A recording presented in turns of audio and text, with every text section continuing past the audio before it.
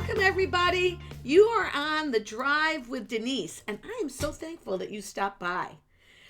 Sometimes we get stuck in reverse. We're off-road, and we don't always know the next steps, and we need some inspiration. That's what you can expect to find here on The Drive. New Roads. We're a purpose-driven podcast. You know, I kind of believe what drives you, the fuel you choose for your mind, your body, your spirit, creates the lifestyle you live. Come here, fuel it well on the drive. You know, my mission is to bring in live, inspiring stories. People that went through trials, tribulations, and how they triumphed.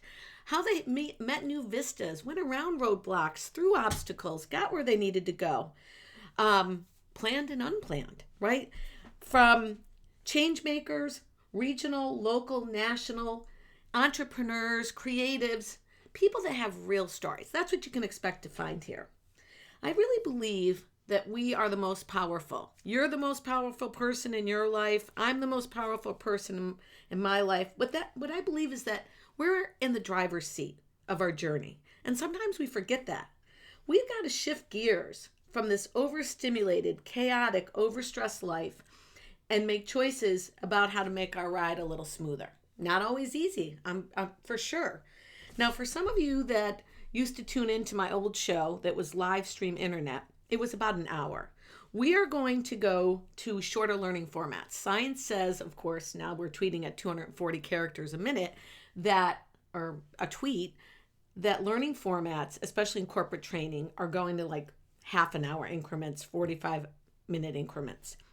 I'm going to say we're doing it in 9 minutes, 18 minutes, 27 minutes. We're going to keep it short and sweet and to the point so that you can kind of come here, refuel, and hopefully take some of these ideas and implement them into your own life. Or at the very least, shift gears and maybe reframe or look at something differently.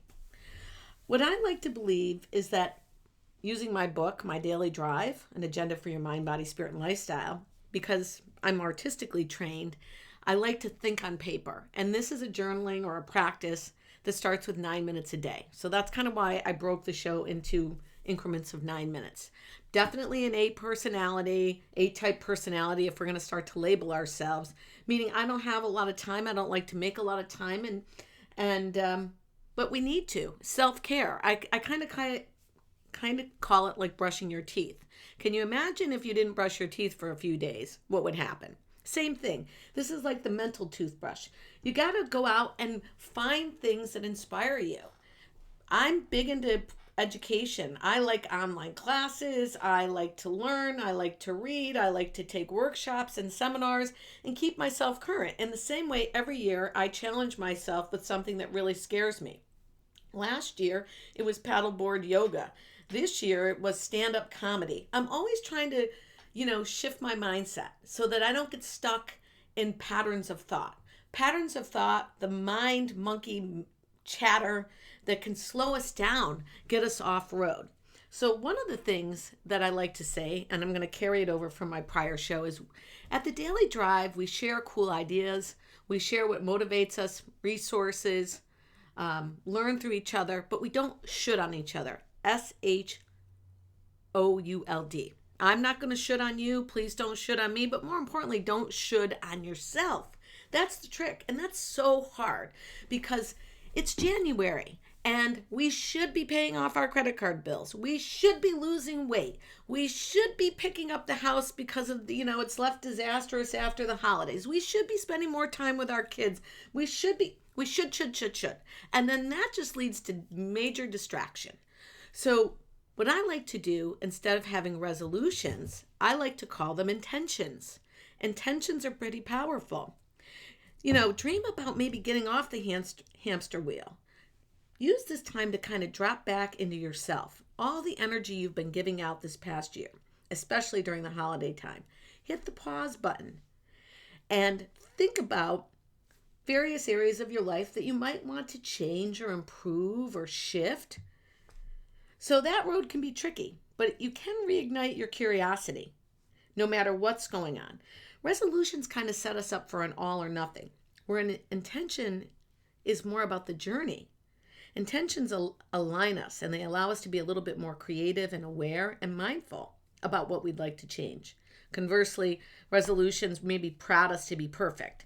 And even though some of my friends don't agree with this, I believe doing it really well is better than perfect. Some people say done is better than perfect. I just say, look, there's a lot going on. You got to give it your best shot. But if we go for perfection, we might end up like deer in headlights and remunerate. So when I was going to restart this podcast, because many of you know we took about a 18-month hiatus. There was a lot going on, too much to get into in my short format for today. But I realized that I needed to visually diagram. In my book, you'll see a lot about mind mapping or visually diagramming.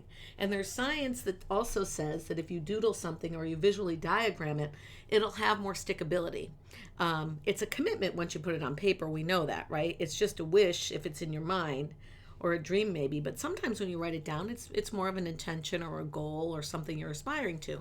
So if you can visualize along with me, my mind map had the word podcast in the center. And that was scary because I felt bad. I hadn't been around for 18 months. What if I lost my listening audience? Who cares about my daily drive? And all the crazy mind chatter that could bring you down. And then I had to shift gears. So what did I need? So if you draw arms off the center circle in the middle of a visual diagram or mind map, you then start to ideate just possibilities, brainstorming. So I would need resources. What's that? I would need help. I would need to upgrade my subscription to some of my recording mechanisms in the studio. I have a new Mac, so I'd have to learn how to use that. I would need time. Where was I going to fit in time? Well, in order to fit in time, I had to make time. When people say, I don't have time, especially in sales or in life, it's like, no, that's not my priority. I don't want to make time for that. So I had to make time. In order to make time, I had to hire someone. And that was like, oh gosh, for a passion project, how can I possibly hire someone and quote unquote waste money? See the little subconscious should? I was shoulding on myself. But then I got some motivation from some friends, and my best friend, Troy, husband, everything in my life, said, listen, you just got to bite the bullet and hire someone.